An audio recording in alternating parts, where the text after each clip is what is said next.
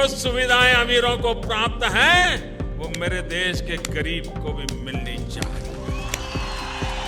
जो सामान्य व्यक्ति हवाई चप्पल पहन करके घूमता है वो मुझे हवाई जहाज में दिखना चाहिए। ये मेरा सपना है।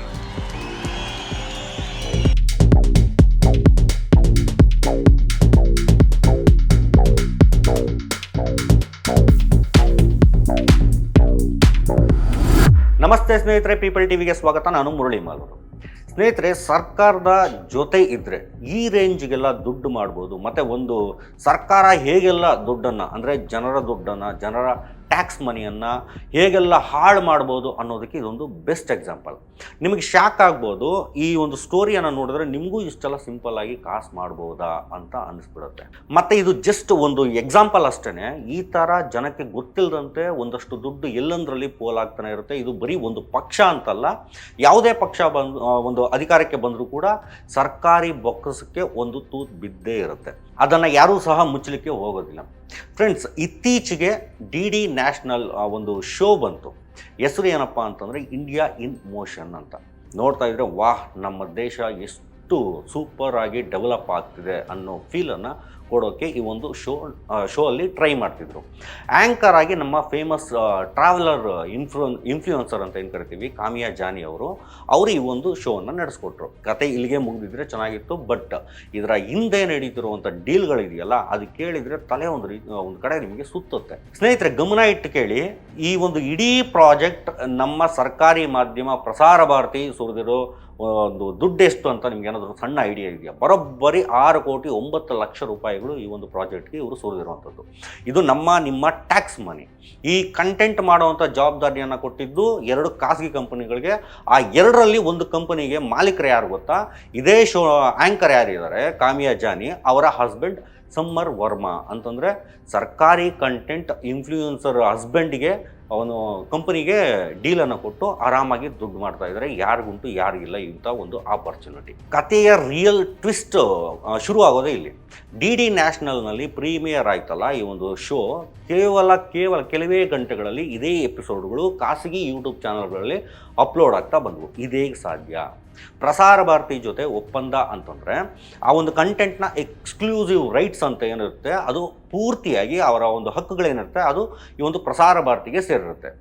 ಬೇರೆ ಯಾವುದೇ ಪ್ಲಾಟ್ಫಾರ್ಮಲ್ಲಿ ಮೊದಲೇ ಅಪ್ಲೋಡ್ ಮಾಡೋ ಹಾಗೆ ಇಲ್ಲವೇ ಇಲ್ಲ. ಇದು ಕಾಂಟ್ರಾಕ್ಟ್ನ ರೂಲ್ ನಂಬರ್ 1 ಆಗಿರುತ್ತೆ. ಆದರೆ ಇಲ್ಲಿ ರೂಲ್ಸನ್ನು ನಡುಬೀದಿಯಲ್ಲಿ ನುಂಗಿ ನೀರು ಕುಡಿದು ಬಿಟ್ಟಿದ್ರು ಇವರು.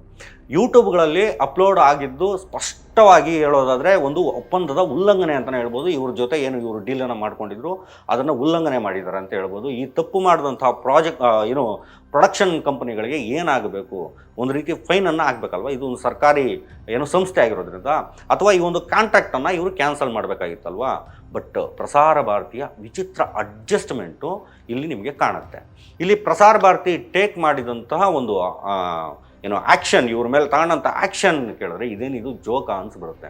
ಆಂತರಿಕವಾಗಿ ಒಂದಷ್ಟು ವಿರೋಧಗಳೆಲ್ಲವೂ ಬಂದರೂ ಕೂಡ ಇವರು ಆ ಒಂದು ಕಂಪನಿಗಳ ಮೇಲೆ ದೊಡ್ಡ ಮೊತ್ತದ ಫೈನನ್ನು ಹಾಕಲೇ ಇಲ್ಲ. ಅಟ್ಲೀಸ್ಟ್ ಇವರು ಫೈನನ್ನೇ ಹಾಕಲಿಲ್ಲ ಬಿಡಿ, ಬದಲಿಗೆ ಒಂದು ವಿಚಿತ್ರವಾದಂಥ ಒಂದು ಇತ್ಯರ್ಥಕ್ಕೆ ಒಪ್ಕೊಂಡ್ರು. ಅಂದರೆ ಸೆಟಲ್ಮೆಂಟ್ಗೆ ಇವರು ಒಪ್ಕೊಂಡಿದ್ದಾರೆ. ಅಡ್ಜಸ್ಟ್ಮೆಂಟ್ ಸೆಟಲ್ಮೆಂಟ್ ಏನು ಗೊತ್ತಾ? ಇವರು ಮಧ್ಯೆ ಮಾಡ್ಕೊಂಡಿರುವಂಥದ್ದು, ನೀವು ಒಪ್ಪಂದ ಮುರಿದಿದ್ದೀರಲ್ಲ ಅದಕ್ಕೆ ದಂಡ ಕಟ್ಟೋ ಬದಲು ಇದೇ ಯೋಜನೆಗೆ ಸಂಬಂಧಿಸಿದಂತೆ ಕೆಲವೊಂದು ಹೆಚ್ಚುವರಿ ಕೆಲಸಗಳನ್ನು, ಒಂದಷ್ಟು ಬೇರೆ ಬೇರೆ ಕೆಲಸಗಳನ್ನು ನಮಗೆ ಫ್ರೀಯಾಗಿ ಮಾಡಿಕೊಡಿ, ಉಚಿತವಾಗಿ ಮಾಡಿಕೊಡಿ ಅಂತ ಡೀಲನ್ನು ಕುದುರಿಸ್ಕೊಂಡಿದ್ದಾರೆ. ಈ ನಿಮ್ಮ ಎಲ್ಲರ ಒಂದು ದುಡ್ಡು ಹೆಚ್ಚು ಕಡಿಮೆ 6 ಕೋಟಿಗೂ ಹೆಚ್ಚು ಹಣವನ್ನು ಇವರಿಗೆ ಪೇ ಮಾಡಿ ಒಪ್ಪಂದ ಮುರಿದ್ರೂ ಕೂಡ, ಇವರು ಒಪ್ಪಂದದಿಂದ ಆಚೆ ಹೋದರೂ ಕೂಡ ಇದರ ಬಗ್ಗೆ ಯಾವುದೇ ರೀತಿ ಫೈನ್ ಇಲ್ಲ. ಬರೀ ಉಚಿತ ಸರ್ವಿಸ್, ಫ್ರೀ ಸರ್ವಿಸ್ ಅಂತ ತಮ್ಮ ತಪ್ಪುಗಳನ್ನು ಮುಚ್ಚಾಕುವಂಥ ಪ್ರಯತ್ನವನ್ನು ಮಾಡಿದ್ದಾರೆ. ಈ ಸರ್ಕಾರ ಬಂದಾಗಿಂದಲೂ ಕೂಡ, ಕೇಂದ್ರ ಸರ್ಕಾರ ಬಂದಾಗಿಂದಲೂ ಕೂಡ ಇಂಥರದ್ದೊಂದು ಸೆಟಲ್ಮೆಂಟ್ ರಾಜಕಾರಣವೇ ಇಡೀ ದೇಶದಾದ್ಯಂತ ಎಲ್ಲ ರಂಗದಲ್ಲೂ ನಿಮಗೆ ಕಾಣ್ತಾ ಬಂದಿರುವಂಥದ್ದು. ಇದರಿಂದ ಮತ್ತೊಂದು ವಿಚಾರ ಏನು ಗೊತ್ತಾಗುತ್ತೆ ಅಂತಂದರೆ, ಪ್ರಸಾರ ಭಾರತಿ ತನ್ನ ಖಾಸಗಿ ಪಾಲುಗಾರರ ಜೊತೆ ಎಷ್ಟು ಸಾಫ್ಟ್ ಕಾರ್ನರ್ ಇಟ್ಕೊಂಡಿದೆ ಅನ್ನುವಂಥ ವಿಚಾರ. ಸರ್ಕಾರದ ಸಾಧನೆಗಳೇನಿದ್ದಾವೆ ಅವುಗಳನ್ನು ಹೊಗಳುವಂಥ ಕಂಟೆಂಟ್ ಆಗಿರೋದ್ರಿಂದಲೇ ಈ ಒಂದು ಕಂಪನಿಗಳಿಗೆ ಇಷ್ಟು ದೊಡ್ಡ ಒಂದು ರಿಯಾಯಿತಿ ಸಿಕ್ಕಿದೆಯಾ ಅನ್ನುವಂಥ ಪ್ರಶ್ನೆ ಈಗ ಸಾರ್ವಜನಿಕರಲ್ಲಿ ಮೂಡ್ತಾ ಇದೆ. ಸಾರ್ವಜನಿಕ ಹಣನ ಬಳಸುವಂಥ ಸಂಸ್ಥೆಗಳು ಖಾಸಗಿ ಹಿತಾಸಕ್ತಿಗಳಿಗೆ ಈ ರೀತಿ ಮಣೆಯನ್ನು ಹಾಕ್ಬೋದಾ ಅನ್ನುವಂಥದ್ದನ್ನು ನೀವೇ ಜಸ್ಟ್ ಯೋಚನೆ ಮಾಡಿ. So guys, India in motion ಕತೆ ಕೇವಲ ರೋಡ್ ಮತ್ತು ರೈಲ್ವೆ ಬಗ್ಗೆ ಅಲ್ಲ, ಇದು ಪ್ರಸಾರ ಭಾರತೀಯ ವ್ಯವಹಾರದ ಒಂದು ಪಾರದರ್ಶಕತೆ ಮತ್ತು ಟ್ಯಾಕ್ಸ್ ಪೇಯರ್ ದುಡ್ಡು ಏನಿದೆ ಅದರ ದುರುಪಯೋಗದ ಕತೆ ಅಂತಲೇ ಹೇಳಬೇಕು. ಇದರ ಬಗ್ಗೆ newslaundry.comನಲ್ಲಿ ಪತ್ರಕರ್ತ ಬಸಂತ್ ರಾಜ್ ಸೋನು ಅವರು ಬರೆದಿರುವಂಥ ಒಂದು ವರದಿಯ ಲಿಂಕನ್ನು ಡಿಸ್ಕ್ರಿಪ್ಷನಲ್ಲಿ ದಯವಿಟ್ಟು ಮಿಸ್ ಮಾಡದೆ ಆ ಒಂದು ಲಿಂಕನ್ನು ಕ್ಲಿಕ್ ಮಾಡಿ ಆ ಒಂದು ವರದಿಯನ್ನು ಓದಿ. ಇಂಡಿಯಾ ಇನ್ ಮೋಷನ್ ಶೋನ ಹಿನ್ನೆಲೆ ಕೇಳಿದ್ರೆ ನಮ್ಮ ಟ್ಯಾಕ್ಸ್ ಮನಿ ಹೇಗೆ ವೇಸ್ಟ್ ಆಗ್ತಿದೆ ಅಂತ ಗೊತ್ತಾಗುತ್ತೆ. 6 ಕೋಟಿಗೂ ಹೆಚ್ಚು ಹಣ ಖರ್ಚು ಮಾಡಿ ಸರ್ಕಾರಿ ಪ್ರಚಾರ ಮಾಡಿದ್ರು, ಸರ್ಕಾರದ ಪ್ರಾಜೆಕ್ಟ್ಗಳನ್ನು ಪ್ರಚಾರ ಮಾಡಿದರು. ಆಮೇಲೆ ಒಪ್ಪಂದ ಇವರು ಮುರಿದ್ರೂ ಕೂಡ ಫೈನಲ್ ಬರೀ ಉಚಿತ ಸರ್ವಿಸ್ ಅಂತ ಡೀಲ್ನನ್ನು ಕ್ಲೋಸ್ ಮಾಡಿದ್ದಾರೆ. ಇಷ್ಟೊಂದು ಸಾಫ್ಟ್ ಕಾರ್ನರ್ ಯಾಕಂದರೆ ಇದು ಕೇವಲ ಒಂದು ಪ್ರಾಜೆಕ್ಟ್ನ ಕತೆ ಅಲ್ಲ. ನಮ್ಮ ದೇಶದಲ್ಲಿ ಸರ್ಕಾರಿ ಸಂಸ್ಥೆಗಳು ಖಾಸಗಿ ಕಂಪನಿಗಳ ಜೊತೆ ಸೇರಿಕೊಂಡು ಕೋಟ್ಯಾಂತರ ರೂಪಾಯಿಗಳನ್ನು ಹೀಗೆ ಅಡ್ಜಸ್ಟ್ಮೆಂಟ್ ಮೂಲಕ ಪೋಲು ಮಾಡೋದು ಮಾಮೂಲಿ ಅಂದರೆ ಮಾಮೂಲಿ ಆಗೋಗಿದೆ. ಇಂಡಿಯಾ ಇನ್ ಮೋಷನ್ ಅನ್ನುವಂಥ ಒಂದು ಪ್ರಾಜೆಕ್ಟ್ ಏನಿದೆ ಅದು ಸಣ್ಣ ಉದಾಹರಣೆ ಅಷ್ಟೇ. ಇದರ ಜೊತೆ 12 ಬಿಗ್ ಬಾಂಬ್.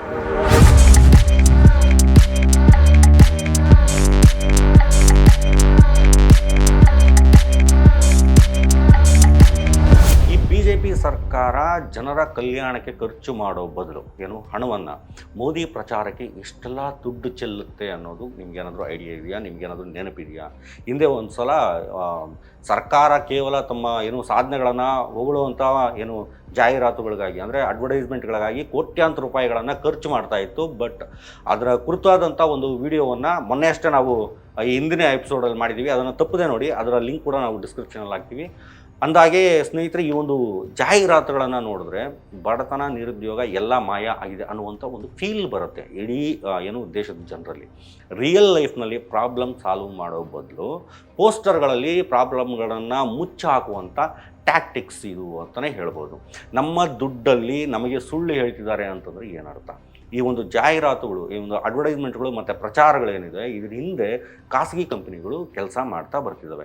ಅಲ್ಲಿ ಕೂಡ ಇದೇ ರೀತಿ ಒಳಗಡೆ ಇರುವಂಥ ಒಂದಷ್ಟು ಡೀಲ್ಗಳು ಮತ್ತು ಅಡ್ಜಸ್ಟ್ಮೆಂಟ್ಗಳೇ ನಡೆಯುತ್ತವೆ ಅನ್ನುವಂಥದ್ದನ್ನು ಬಿಡಿಸಿ ನಾವು ಹೇಳಬೇಕಾಗಿರಲ್ವಾ?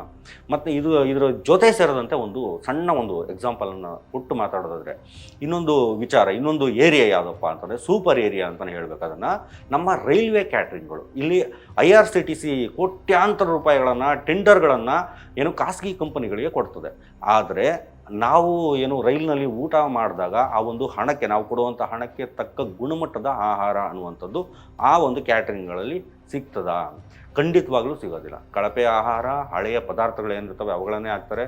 ಮತ್ತು ದುಡ್ಡು ಕೂಡ ಜಾಸ್ತಿ ಇರುತ್ತೆ. ಕೋಟಿಗಟ್ಟಲೆ ಹಣವನ್ನು ಕೊಟ್ಟು ಟೆಂಡರ್ ತೆಗೆದುಕೊಂಡಂತಹ ಕಂಪನಿಗಳು ಟಾಪ್ ಕ್ಲಾಸ್ ಸರ್ವಿಸನ್ನು ಕೊಡೋ ಬದಲು ಕಳಪೆ ಗುಣಮಟ್ಟದ ಸರ್ವಿಸನ್ನು ಕೊಟ್ಟು ತಮ್ಮ ಜೇಬುಗಳನ್ನು ತುಂಬಿಸ್ಕೊಳ್ತಾ ಇದ್ದಾವೆ.